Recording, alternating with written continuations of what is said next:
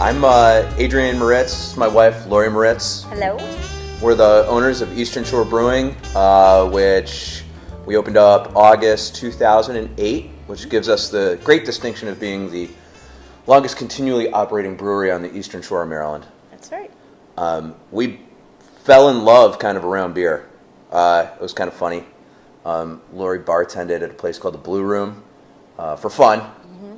One shift every now and again. And yeah, it was a happy hour shift. Yeah. Yeah. Every Tuesday I worked, and Ace started coming in and coming in and coming in, and I think he likes me. I thought she liked me too, because the Sierra Nevadas, it would be like buy one get one free, buy one get two free, which was hard to leave. And then when Ace would get his bill at the end of the night, he's like, "Oh, I only had 3 beers." Yeah. So we kind of fell in love, around the beers. We both like drinking beer, and it kind of harkens back to our first home date, the first time we made dinner together. I made dinner. You made dinner. Yeah, you came over to my house, and I walked in, and I was like, "What is that awful smell?" I didn't want to say anything because, I felt bad because you were cooking. That wasn't our dinner. Remember I told you that? I'm like, oh, God, I was so nervous it was our dinner.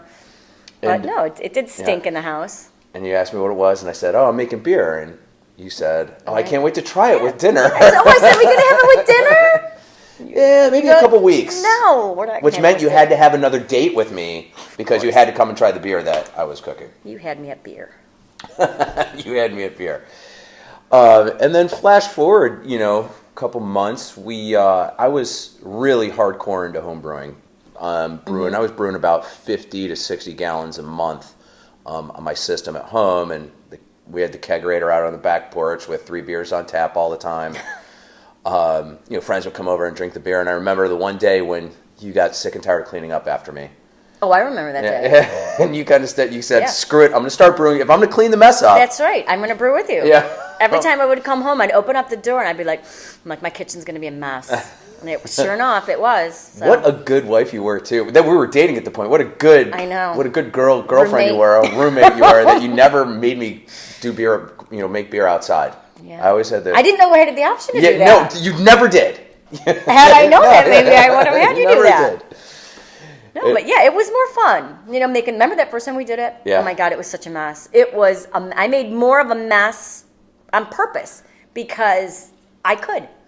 And I wanted to. It was splattering all over the place. I had my flip-flops on. It was on my feet. The grain was everywhere. It was fun though, and I really enjoyed it. And then we got to drink it too. So that was. And this is before the days of Blickman, Northern Brewer, and all of the great equipment that homebrewers have now. It was a pot. It was a homemade siphon funnel. Mm-hmm. It was all the good stuff. So it was even messier. But what was fun too, though, is that we did it like 2 different ways. First, we used the extract. Mm-hmm. We made the beer like that, and then we did the mini mash, and then we went to the all grain. Yep. So we did, our little process, and that was fun. It made it fun. It made it more homemade when we were using that. Oh, without that a doubt. grain mill. Without a doubt. And I remember the first time that we lived in the city in Rochester at the point, and the guy, what was that bar down the road at the corner? That really cool bar with the great burgers. Dickie's. Dickie's. And Dickie, we bring beer down to Dickie in a pitcher and stuff, and he loved it. And we said we were going to open a brewery. And he was the one who gave us that great advice. He goes, everybody will tell you your beer's great until they got to pay for it. That's he goes, start charging your buddies $5 a pint, and you're going to get some good creative criticism. And we tell that to all of our homebrewers that come in. It's true. It's like, everybody says, oh, I make the best beer. It's like, I bet you don't. One of my favorite flavors of beer is free. That's right. I like free. And then, we worked in the professional world and developed a business plan because we always wanted to own a brewery but didn't want to take the leap. Mm-hmm. And we built this business plan together and shelved it together. We looked at it and said, it's not time. And at this point, I think there was probably only under 1,200 breweries in the country at that point. I mean, this is 2000, right? Or 2002. It was when Jocelyn was born. Well, that was when that was a year before we opened up. Yeah, 2002 we started developing the business plan. Mm-hmm.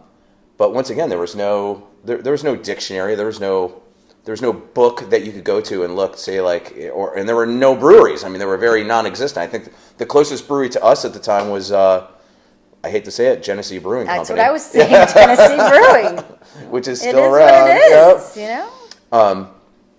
But then, we came down here and we started it together and working it together, and it's been it's a great passionate thing when you both have the same mantra about beer, and it kind of carries into food too. I think if you can be that critical about food, you can be that critical about beer and work it over. And we both love cooking and together, and we love drinking together.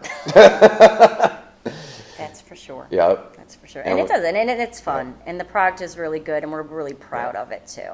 And it definitely either strengthens or teaches you about who you are and who you want to be with. The business is a animal of its own, and it will pull and push and prod your relationship in ways that you never thought would be possible. And it's hard to believe that it does that all around this stuff right here. Yeah. If it was easy, everybody would do it. That's right. And that's why not everybody can do it. So, and I understand why. So hindsight, would you do it again? Yep. Yeah, that was quick. I would do it again. Of course I'd do it again. I'm still doing it. We haven't Only given up yet. Only if it was with me, right? Of course.